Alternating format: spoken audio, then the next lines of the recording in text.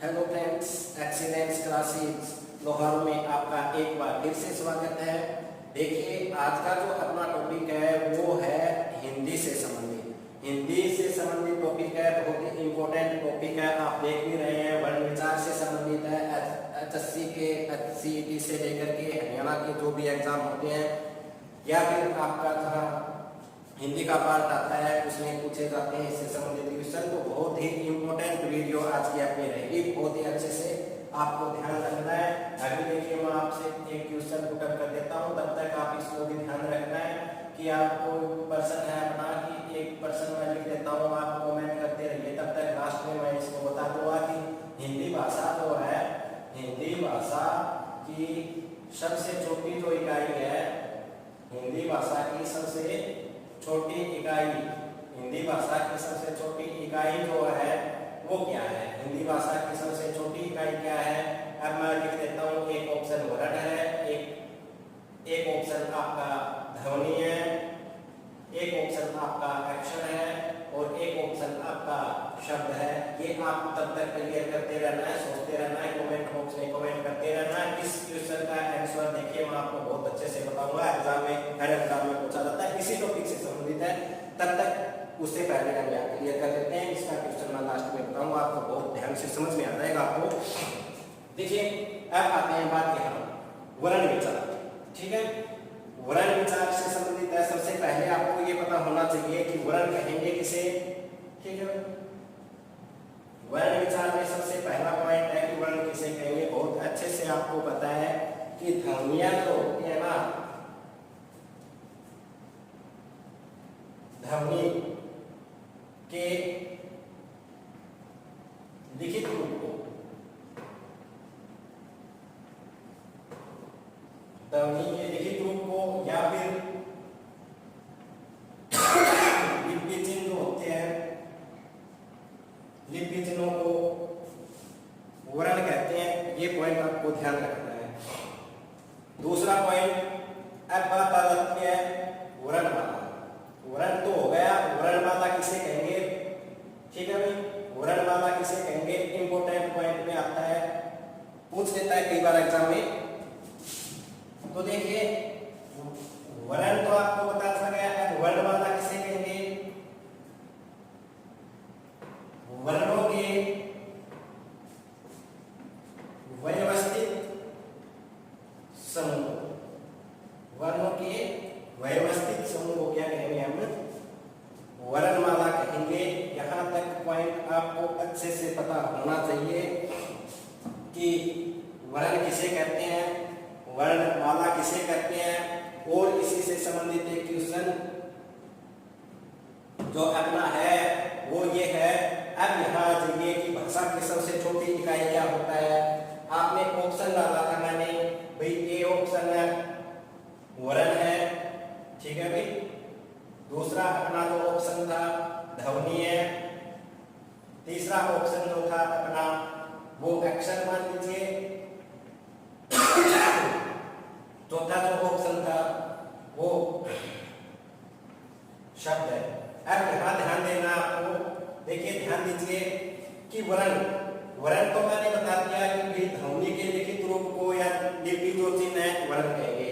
अभी देखिए, आप बुक में पढ़ते हैं, वहां ध्वनि भी आ जाता है और वर्ण भी आ जाता है और कह देता है कि वर्ण, उसको वर्ण कहते हैं। ठीक है ना, ध्वनि के लिखित रूप को अक्षर या फिर वर्ण कहते हैं, ऐसे आपने पढ़ा है। ठीक है, परंतु मैं यहाँ आपको क्लियर कर देना चाहता हूँ कि वर्ण जो है ना, वर्ण क्या होता है, ध्वनि क्या होता है, अक्षर क्या होता है, शब्द का शरीर होता है। इसको आप छोड़ दीजिए। तो देखिए, अब यहाँ क्लियर, इस बात को आप क्लियर कर लेना है। वर्ण क्या है, ध्वनि क्या है, अक्षर क्या है, ये तीनों शब्द है क्या और आप क्यों होते हैं कंफ्यूज, इस बात को बहुत अच्छे से क्लियर कर लेना है।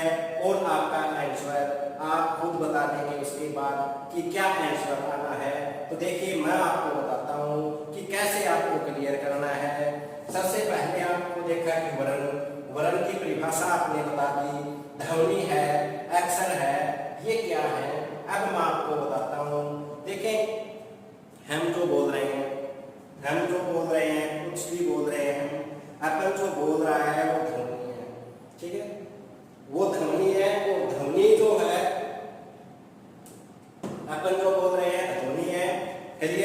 तो ध्वनि का कोई मैटर नहीं है इसमें, भाई ध्वनि तो आंसर आना नहीं है, क्योंकि हम जो बोल रहे हैं क्लियर करना है इस बात को। देखिए थोड़ा टाइम दो लगेगा, परंतु आप लाइफ में कभी भी आप कंफ्यूज नहीं होंगे इन तीनों वर्ड में, इन तीनों शब्दों में। तो क्या है कि वर्ण ध्वनि। अब ध्वनि देखिए, ध्वनि जो शब्द हमने बोला है, जो वर्ण अपन ने बोला है, वो जो होता है जो बोला गया वो ध्वनि है, उसको लिखित रूप दे दिया वो वर्ण है। क्लियर है ये बात, समझ में आया ना। अब बात आती है एक्शन पर। तो एक्शन क्या है, देखिए जैसे आपने पढ़ा है ना कि कोई शब्द लिखने ऐसे, जैसे मैंने लिख दिया राम। राम एक शब्द है, इसका वर्ण विच्छेद करना है। कभी ऐसे लिखा आपने कि शब्द विच्छेद करो, कभी आपने ऐसा लिखा है अक्षर विच्छेद करो, कभी आपने ऐसा लिखा है ध्वनि विच्छेद करो, फिर आप आंसर गलत क्यों कर रहे हैं? देखिए दिक्कत क्या है, मैं बताता हूं। देखिए जैसे ध्वनि की बात हो गई, जो हम बोल रहे हैं वो इसको हटा दीजिए, क्लियर हो जाना चाहिए बात की ध्वनि तो आएगा ही नहीं, भाषा की सबसे छोटी इकाई। शब्द का वर्ण विच्छेद करना था, ठीक है भाई। अब क्या करना है, यहां से अक्षर देखें ऐसे लिख दिया मैंने रा प्लस में, कितने अक्षर है, दो अक्षर है। कितने अक्षर ऐसे नहीं ना, कोई अक्षर कितने, रा और मैं, दो अक्षर है। और मैं इसको ऐसे लिखूं रे आ प्लस मैं प्लस है। बहुत अच्छे से समझना है इस बात को। ऐसे लिख दिया मैंने, तो क्या है, अब कहने का मतलब ये है कि भी भाषा की सबसे छोटी इकाई पूछ रखा था आपने, ऑप्शन में वर्ण भी था, ध्वनि भी था, अक्षर भी था।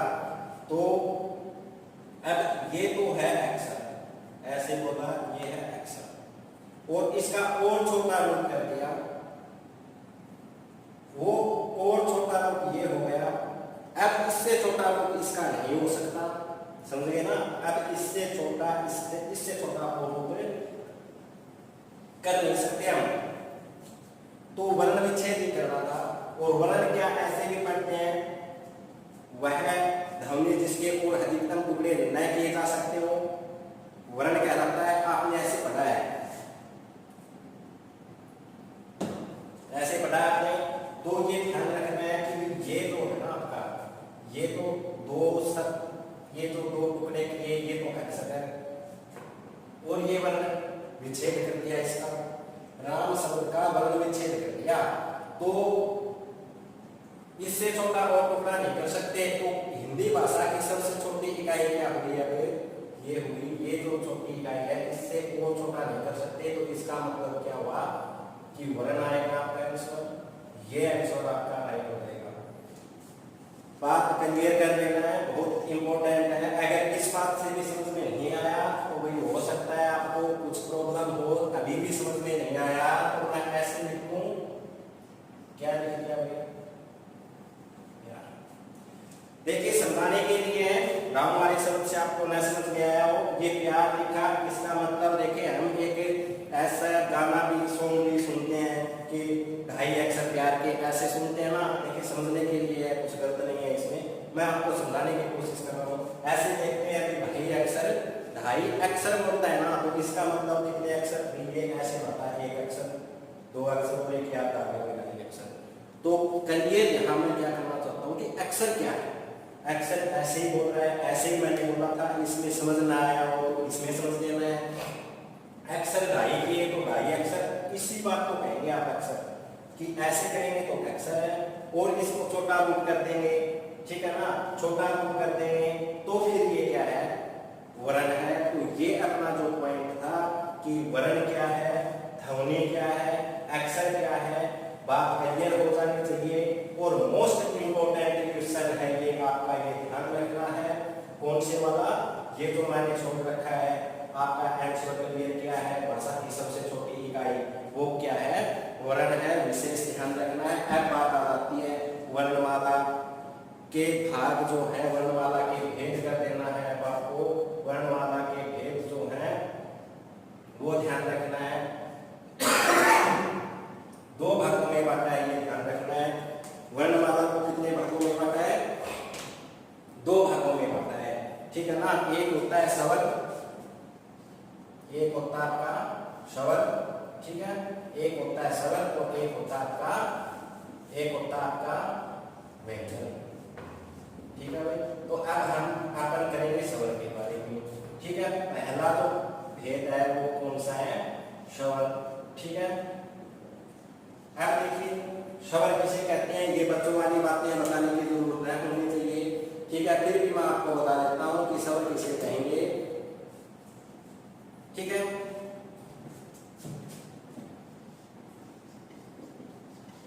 स्वतंत्र रूप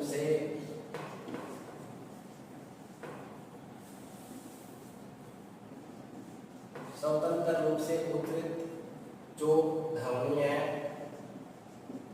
ठीक है। स्वतंत्र रूप से जो उच्चारित ध्वनि है, ठीक है, उच्चारित या उच्चारित जो ध्वनि है उसको आप क्या कहेंगे? स्वर कहेंगे। या फिर ऐसे आपने पढ़ा है कि जिसमें किसी अन्य वर्ण की सहायता नहीं ली जाती है वो क्या कहलाता है? स्वर कहलाता है, ऐसा भी आपने पढ़ा है। तो देखिए स्वर, अब इसमें ज्यादा टाइम नहीं देना है आपको। स्वर के भेद परिभाषा सभी को पता है, कितना आप पढ़े लिखे हैं सभी। स्वर के भेद में आ जाना है। अब बात यह है कि स्वर के भेद कितने होते हैं, ठीक है। तो स्वर के दो भेद कर देना है। स्वर के भेद कितने कर देना है? दो कर देना है। और स्वर के भेद दो कौन कौन से होते हैं? इससे पहले आपने पढ़ा है नंबर 1 पर ह्रस्व स्वर, ठीक है। नंबर 2 पर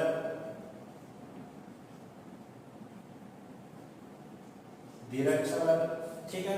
ये दो ही आपको मूल रूप से याद रखना है, एक ह्रस्व स्वर और एक मूल स्वर। ये दोनों पॉइंट आपको ध्यान रखना है।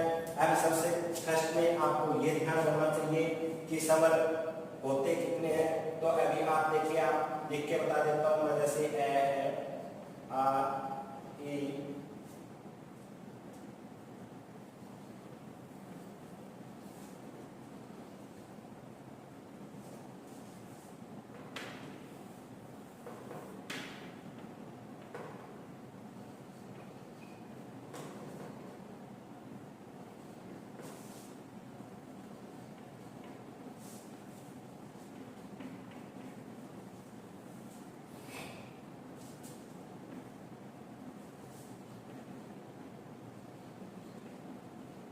ठीक है भाई।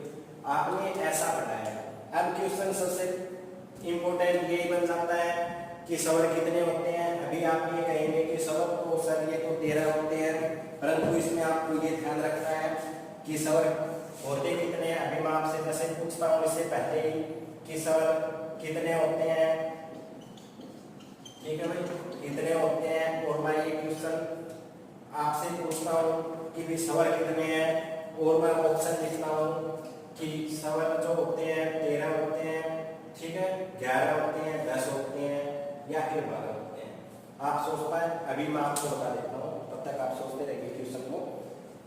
तो बात यह है कि आपने ऐसे लिखा। अब बात आ जाती है आपकी ह्रस्व स्वर की। ध्यान रखना भी, ह्रस्व स्वर जो है इसको आप मूल स्वर भी कह सकते हैं, मूल स्वर भी कह सकते हैं, ठीक है भाई, या फिर लघु स्वर भी कह सकते हैं।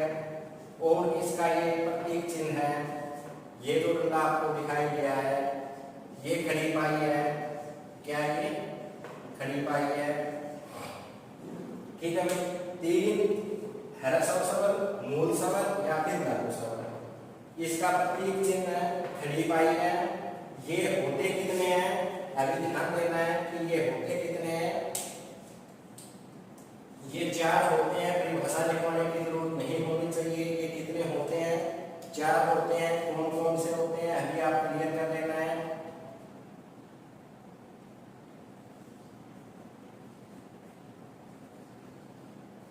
ठीक है भाई, ये चारों ध्यान रखना है।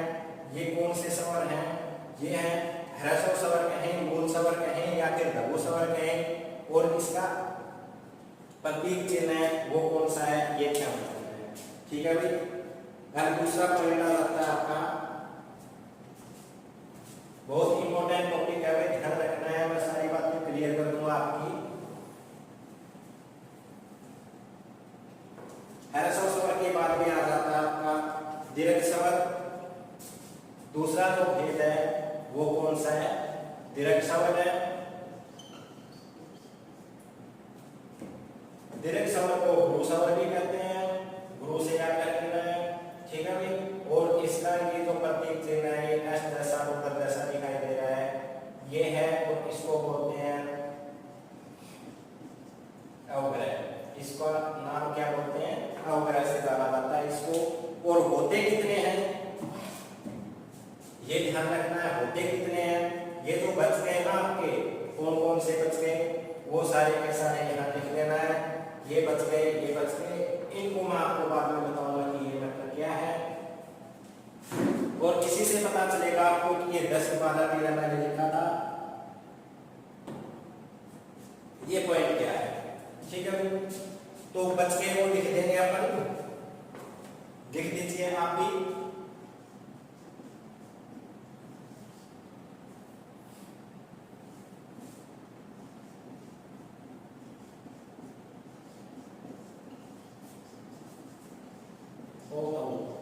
ठीक है, ये वाले आपको ध्यान रखना है। ये कितने हो गए? 2 2 4 2 6 और 1 7। अब एक पॉइंट और ध्यान रखना है इसी में, देखिए इनको बोला जाता है, एक पॉइंट थोड़ा गहराई में पूछ लेता है कई बार, इनको बोला जाता है सहजातीय वर्ण। ठीक है, इनको बोला जाता है विजातीय। सहजातीय विजातीय से ध्यान रख लेना है। ठीक है भाई, सहजातीय विजातीय से ध्यान रख लेना आपको। उसके बाद में आपको अगला जो पॉइंट करना है वो है अपना, देखिए ये जो 2 पॉइंट मैंने छोड़ दिए थे, एन और एफ, ये क्या है? इन दोनों को क्या बोला जाता है और ये क्या है, ये ध्यान रखना है। ये अयोगवा है और इनकी संख्या 2 होती है। इंपोर्टेंट क्वेश्चन में आता है, एचएससी में पूछा गया क्वेश्चन है।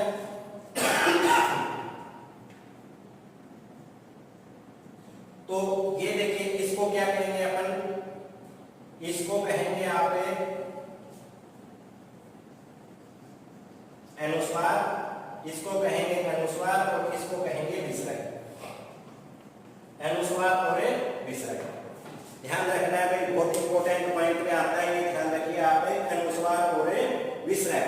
अब बात आती है बहुत ही इंपॉर्टेंट क्वेश्चन की, वो मैं आपको बता देता हूँ। इससे पहले ये बात क्लियर कर दीजिए आप कि ये अयोगवा है, ये अनुस्वार है, ये विसर्ग है, और एक पॉइंट और है, वो क्या है वो ध्यान रखना है आपको।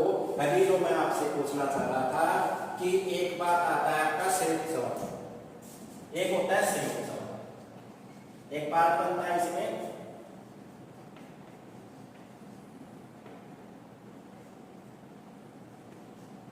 ये क्या होता है?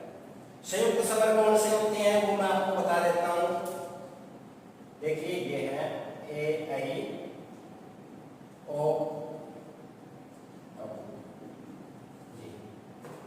ये है, इनको बोलते हैं संयुक्त स्वर। संयुक्त का मतलब है ये कहीं ना कहीं किसी ना किसी के योग से बने हैं, तो वो बात आपको क्लियर कर लेना है कि कौन सा किसके योग से बना है। ठीक है, ये वाला जो पॉइंट है आपका, ये ध्यान रखिएगा आप, ए प्लस ये ध्यान रखना है, ई के योग से बना है, इसका संबंध इससे है। संयुक्त का है ना, तो संयुक्त का मतलब कहीं ना कहीं किसी का जोड़ है, और जोड़ किसका है? ए प्लस ई के जोड़ से बना है।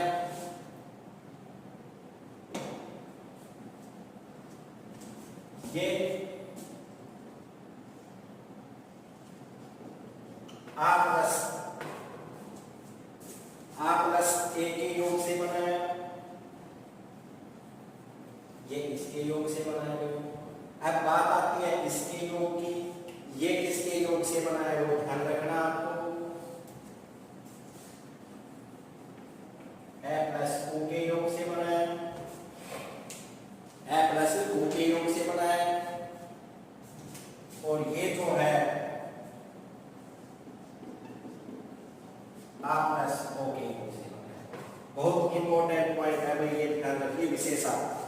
ये दोनों पॉइंट आप विशेष ध्यान रखना है कि संयुक्त स्वर है, संयुक्त स्वर है, इसका मतलब कहीं ना कहीं ये दो का योग है, और दो का योग है तो वो कौन से दो का योग है वो ध्यान रखना है।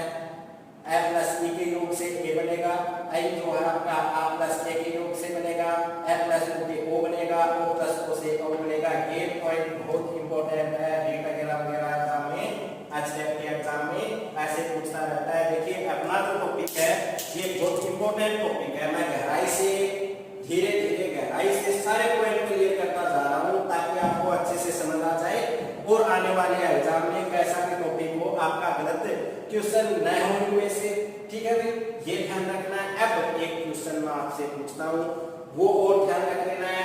देखिए स्वर की बात आती है तो स्वर का टॉपिक भी आज आप क्लियर कर लीजिएगा। अब इसमें एक पॉइंट और विशेष ध्यान रखना है, वो कौन सा है भाई, स्वर जो है ना इसको ये ध्यान रखना है कि जीव्या के आधार पर स्वर के कितने भेद हैं, ये ध्यान रखना है कि जीव्या के आधार पर, मतलब जीव्या जीव के आधार पर, जीव के आधार पर जो है ना स्वरों के भेद कर रखे हैं, ठीक है भाई, स्वर के भेद हैं वो तीन है भाई, ध्यान रखना है। तीन कौन कौन से हैं वो भी ध्यान रखना है। एक होता है भाई अग्र स्वर, ठीक है ना, अग्र स्वर। देखिए जीव का भाग तीन भाग बांट दिया, आगे वाला, बीच वाला, पीछे वाला, क्लियर बात है। अग्र स्वर में आपको ध्यान रखना है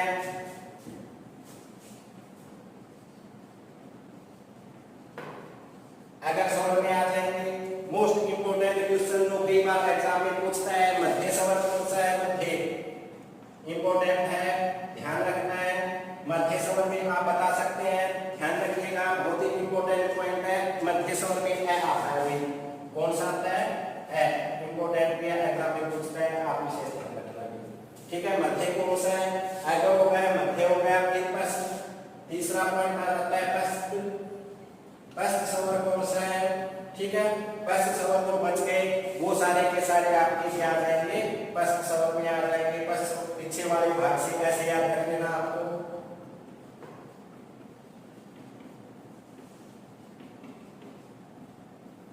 ये कौन सी है, पस्त, ये इंपोर्टेंट में है। देखिए कई बार पूछता है एग्जाम में कि मध्य स्वर कौन सा है, तो आपको कर देना है ए जो है वो कौन सा है, मध्य स्वर है। जीव्या के आधार पर भी हो गया, लगभग टॉपिक स्वर से संबंधित जहां तक गहराई से गहराई का पॉइंट था वो मैंने आपको क्लियर कर दिया है। अब क्लियर बात आती है भाई स्वर होते कितने हैं। एक पॉइंट मैंने बीच में लिखा था कि स्वर कितने हैं, अब मैं क्लियर कर देता हूं कि स्वर कितने हैं। स्वर कितने होते हैं, एक क्वेश्चन, ठीक है ना, ऐसे लिख सकते हैं हम। फर्स्ट क्वेश्चन है मूलतः स्वर कितने हैं, ठीक है। दूसरा पॉइंट है बहुत इंपॉर्टेंट, क्लियर कर लेना है इस बात को, बहुत इंपॉर्टेंट,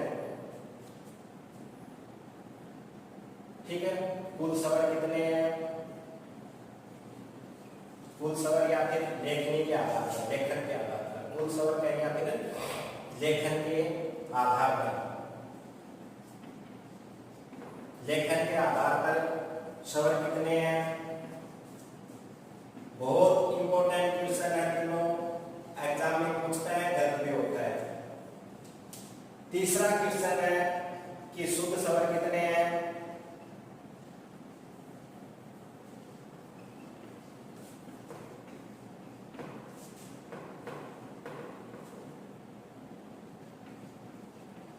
तीनों क्वेश्चनों को बहुत से क्लियर करना है। और ऑप्शन यही मैं ऑप्शन देता हूं, ए ऑप्शन है आपका कि 11, एक ऑप्शन है आपका 13, एक ऑप्शन है आपका 10, एक ऑप्शन है आपका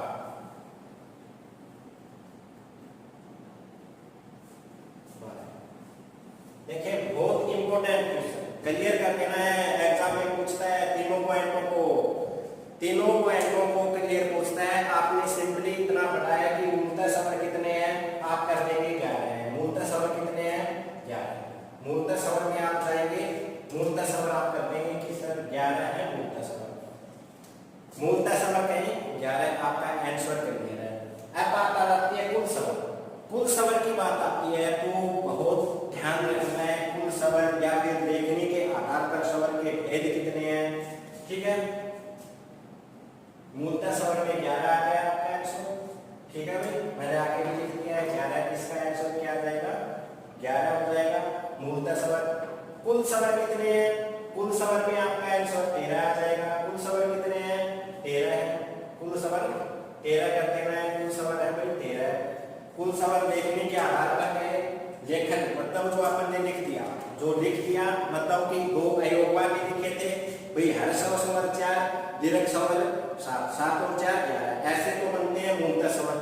या सवर कितने हैं, 11 है।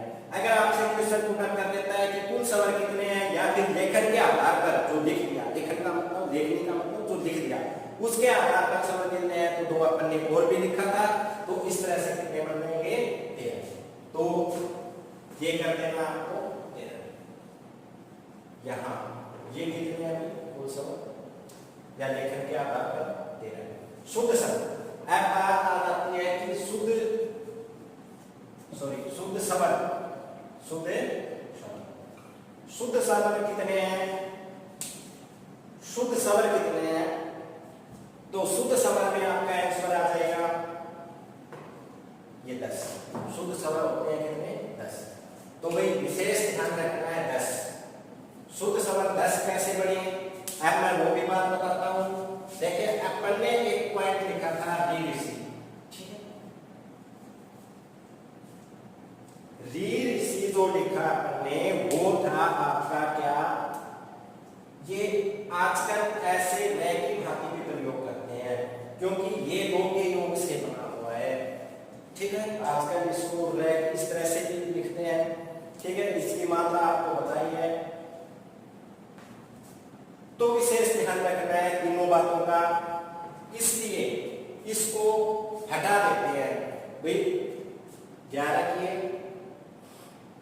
सवर मूलतः कितने होते हैं, 11। सवर होते कितने हैं, 11। ऐसे पढ़ते हैं सिंपल, पहली कक्षा से दूसरी कक्षा से आज तक पढ़ते हैं 11। 11 में से एक वीर से हटा दिया, कितने बचे, 10। ये है शुद्ध सवर। शुद्ध सवर कितने हैं, 11 है भाई। विशेष ध्यान रखना है, टॉपिक बहुत इंपॉर्टेंट टॉपिक मैंने आपको क्लियर करवाया है।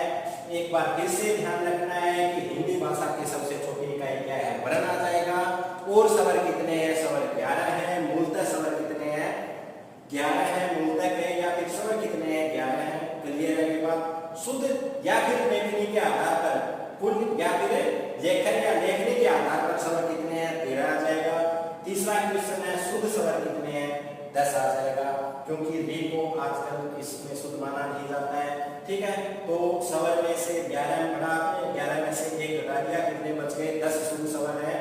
ऐसा ये पॉइंट आपको विशेष ध्यान रखना था। आज का टॉपिक अपना सवर से संबंधित था। आज का अपना टॉपिक सवर का कंप्लीट हो गया है। इसमें विशेष पॉइंट आपको विशेष ध्यान रखना है। कल का जो अपने अगली जो वीडियो आने वाली है वो वर्णमाला वर्ण विचार से संबंधित होगी, और उसका अपना जो टॉपिक होगा वो अगला जो होगा दूसरा पार्ट व्यंजन का होगा। भी कौन सा होगा, व्यंजन का होगा।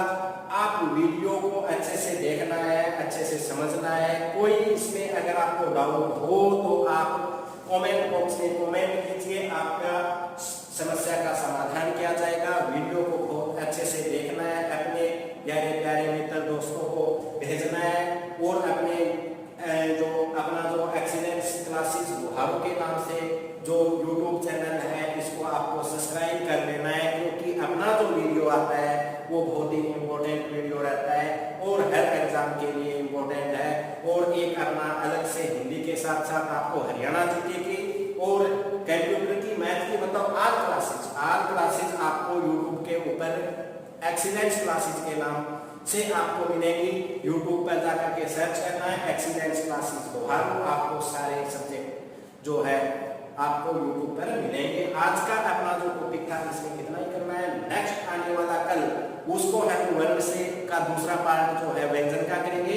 तब तक के लिए आप इस टॉपिक को अच्छे से क्लियर कर लेना है और अपना यार दोस्तों को भेजते रहना है ताकि ज्यादा से ज्यादा लोगों तक अपना वीडियो पहुंचे और किसी को न किसी को हेल्प हो अपनी वीडियो से। आज के लिए इतना ही करना है। जय हिंद, जय भारत।